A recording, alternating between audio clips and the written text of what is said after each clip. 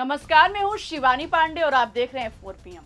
दोस्तों, बंगाल की सियासत में ऐसा तूफान आया कि जो अमित शाह ममता बनर्जी को खत्म करने की बात कर रहे थे, वो खुद बहुमत के लिए छटपटा रहे हैं। ममता को खत्म करने के लिए साम दाम दंड भेद हर हथकंडा अपनाकर भी भाजपा फेल हो गई है। एक तरफ खबर सामने आई कि ममता के सबसे भरोसेमंद सांसद कल्याण बनर्जी ने टीएमसी छोड़ने का ऐलान कर दिया, तो वहीं दूसरी तरफ ममता के भतीजे अभिषेक बनर्जी ने आखिरी समय पर ऐसा दांव चला कि बागी तेवर दिखाने वाले सांसद ने यू टर्न मार लिया और ममता बनर्जी के साथ खड़े हो गए। मगर सबसे बड़ा सवाल है कि आखिर ऐसा क्या हुआ कि भाजपा को बहुमत जुटाने की नौबत आ गई। इस पर करेंगे बात, लेकिन उससे पहले ममता बनर्जी और उनके भतीजे अभिषेक बनर्जी ने कैसे भाजपा के अरमानों पर पानी फेर दिया, इसकी बात करते हैं। दोस्तों, जब खबर सामने आई कि कल्याण बनर्जी भी अब ममता बनर्जी से अलग हो जाएंगे, तो भाजपा नाचने लगी, अभिषेक बनर्जी का मजाक उड़ाने लगी थी। लेकिन भाजपा को शायद नहीं पता था कि ऐसी आंधी आएगी जिसमें उसके सारे सपने उड़ जाएंगे। भाजपा की हालत इतनी खराब हो जाएगी कि बहुमत जुटाने के लिए हाथ पैर पटकना पड़ जाएगा। दरअसल दोस्तों, जो कल्याण बनर्जी कुछ दिन पहले अभिषेक बनर्जी को पार्टी के लिए खतरा बता रहे थे, उसी कल्याण बनर्जी ने अब खुले तौर पर ऐलान कर दिया है कि वो किसी भी कीमत पर ममता को छोड़कर नहीं जाएंगे। इसके साथ ही गद्दार सांसदों की बखिया उधेड़ दी। ये सब हुआ है ममता बनर्जी के भतीजे अभिषेक बनर्जी की वजह से। तो अभिषेक ने ऐसा क्या किया कि कल्याण बनर्जी के तेवर नरम हो गए? इस पर बात करने से पहले कल्याण बनर्जी ने कैसे भाजपा के अरमानों को चकनाचूर कर दिया, सुनिए। तो हम भी बोल देते वो भी मेरा लड़का का मापिक है। लड़का का सब गलती माफ करता है, कर नहीं सकता है। पिता का काम है लड़का का सब गलती माफ करना।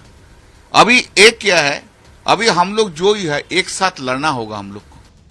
तो अभिषेक बनर्जी ने कल्याण बनर्जी को मना लिया। कल्याण बनर्जी कह रहे हैं कि अभिषेक मेरे बेटे जैसे हैं, इसलिए उनकी सारी गलतियां मैंने माफ कर दी है और हम सब मिलकर भाजपा के लिए लड़ाई लड़ेंगे। दरअसल दोस्तों, जब कल्याण बनर्जी ने ममता बनर्जी को अल्टीमेटम दिया कि या तो पार्टी में अभिषेक बनर्जी रहेंगे या फिर मैं रहूंगा, दोनों में से किसी एक को चुनना होगा, तो अभिषेक बनर्जी ने विरोध करने के बजाय उनको अपने साथ लाने का दांव चला। अभिषेक ने कहा कि कल्याण बनर्जी मेरे खिलाफ बोल सकते हैं, उन्होंने मुझे बचपन से देखा है, मगर कल्याण बनर्जी के प्रति मेरे मन में कोई कड़वाहट नहीं है, मैं उनके खिलाफ कुछ नहीं बोलूंगा। अब जैसे ही अभिषेक ने ऐसा कहा, तुरंत कल्याण बनर्जी का दिल जीत लिया।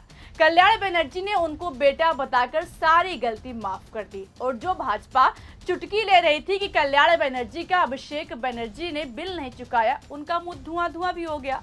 दोस्तों, कल्याण बनर्जी का ये कदम ममता बनर्जी के लिए एक संजीवनी की तरह है। पिछले कुछ समय से जिस तरह से पार्टी के वरिष्ठ नेताओं के बयानों से टीएमसी कमजोर पड़ रही थी, उससे भाजपा को मौका मिल रहा था। कल्याण बनर्जी का अभिषेक के साथ आने का संदेश ये साबित करता है कि ममता बनर्जी अभी भी पार्टी की सबसे बड़ी धुरी हैं। कल्याण ने साफ कर दिया कि वो हर हाल में ममता के साथ खड़े रहेंगे। ये एकजुटता टीएमसी के उस बड़े संकट को कम करती है जिसमें करीब 20 सांसदों के एनडीए में शामिल होने की अफवाहें उड़ रही थी। कल्याण बनर्जी ने ना अभिषेक के साथ सुलह किया, बल्कि बागी सांसदों को भी बख्शा नहीं। कल्याण बनर्जी ने खुलकर बखिया उधेड़ते हुए पूछा कि क्या ये बागी नेता कभी अपने निर्वाचन क्षेत्र में जनता के बीच गए हैं? उन्होंने काकोली घोष दस्तेदार के अपने क्षेत्र में न जाने पर भी सवाल उठाए और कहा कि जो लोग वफादार हैं, पार्टी केवल उन्हीं के साथ मिलकर अपनी आगे की राजनीतिक लड़ाई लड़ेगी। जैसे ही इधर कल्याण बनर्जी ने ममता का साथ न छोड़ने का ऐलान किया, दोस्तों उधर खबर सामने आई कि बड़ा खेला हो गया। खबर देखिए, लिखा है कि 2/3 बहुमत के लिए छटपटा रही भाजपा, टीएमसी की बगावत से बन जाएगा काम, बस इतनी सीटें चाहिए। यानी बहुमत जुटाने के लिए भाजपा हाथ पैर पटक रही है। भाजपा को लगा था कि कल्याण बनर्जी, महुआ मोइत्रा और शत्रुघ्न सिन्हा जैसे सांसद अगर ममता को धोखा दे देंगे तो बात बन जाएगी, लेकिन यहाँ पर भाजपा का गेम पूरा उल्टा पड़ गया। अमित शाह की चाणक नीति फेल हो गई। महुआ मोइत्रा और शत्रुघ्न सिन्हा ने पहले ही कह दिया था कि वो ममता के साथ हैं और अब कल्याण बनर्जी ने भी यही बात कह दी है। सवाल है कि भाजपा को 2/3 बहुमत की छटपटाहट क्यों है? दोस्तों, इससे पहले कभी किसी ने लोकसभा में अपनी पार्टी के लिए 2/3 बहुमत जुटाने की ऐसी कोशिश नहीं की जैसी केंद्रीय गृह मंत्री अमित शाह इन दिनों संसद के मानसून सत्र से पहले बेचैनी से कर रहे हैं, क्योंकि चाणक्य साहब को 17 अप्रैल को अपमानित होना पड़ा था, जब 131वां संविधान संशोधन विधेयक बहुमत कम होने की वजह से गिर गया था। उस करारी हार से तिलमिलाए हुए वो अब विपक्षी दलों को तोड़ने में व्यस्त हैं, क्योंकि संविधान संशोधन के लिए दोनों सदनों में उपस्थित और मतदान करने वाले सदस्यों का कम से कम 2/3 बहुमत और सदन की कुल सदस्य संख्या का पूर्ण बहुमत जरूरी होता है।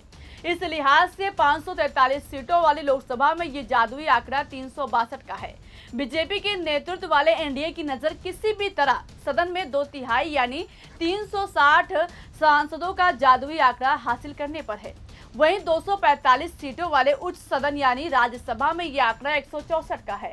जब तक ये आंकड़ा नहीं छू जाता तब तक परसीमन, महिला आरक्षण बिल और चुनाव सुधार जैसे सरकार के सबसे बड़े एजेंडे लटके रहेंगे। दोस्तों, इसलिए जब ममता बनर्जी की हार हुई तो बंगाल में ऑपरेशन लोटस चलाया गया। विधायक और सांसद ममता को धोखा देने लगे और भाजपा को अपना समर्थन देने का ऐलान भी करने लगे। भाजपा खुशी से झूमने लगी कि उसको बहुमत अब मिल जाएगा, उसका बहुमत अब पूरा हो जाएगा, लेकिन मुंह की खानी पड़ गई। कैसे? दरअसल दल बदल विरोधी कानून से बचने के लिए कुल सांसदों का 2/3 यानी 19 सांसद टूटना जरूरी होता है। बागियों का दावा है कि उनके पास 20 का आंकड़ा है, मगर इतना माथापच्ची करने के बाद भाजपा बहुमत नहीं जुटा पाएगी, क्योंकि वर्तमान में एनडीए की सीटें 292 है। टीएमसी के बागी गुटों का समर्थन मिलने के बाद भी 312 तक ही पहुंचेगा। इसलिए भाजपा उद्योग गुट में सेंध मारने में लगी हुई है। खबर है कि उद्योग गुट के 7 सांसद भाजपा के संपर्क में हैं, मगर टीएमसी के 20 और उद्योग गुट के संभावित 7 सांसदों के जुड़ने के बाद भी लोकसभा में एनडीए जादुई आंकड़ा तक ही पहुंचता दिख रहा है। 2/3 बहुमत यानी 360 के जादुई आंकड़े को छूने के लिए भाजपा को अभी भी 41 और सांसदों की दरकार होगी। यही हाल राज्यसभा में है। इसी से आप समझ सकते हैं कि बहुमत जुटाने में मोदी के चाणक्य साहब की चाणक्य नीति भी फेल हो रही है।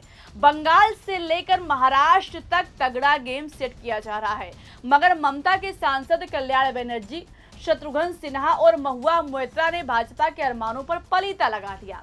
देखना होगा कि मोदी और शाह मिलकर बहुमत जुटाने के लिए किस हद तक जाएंगे।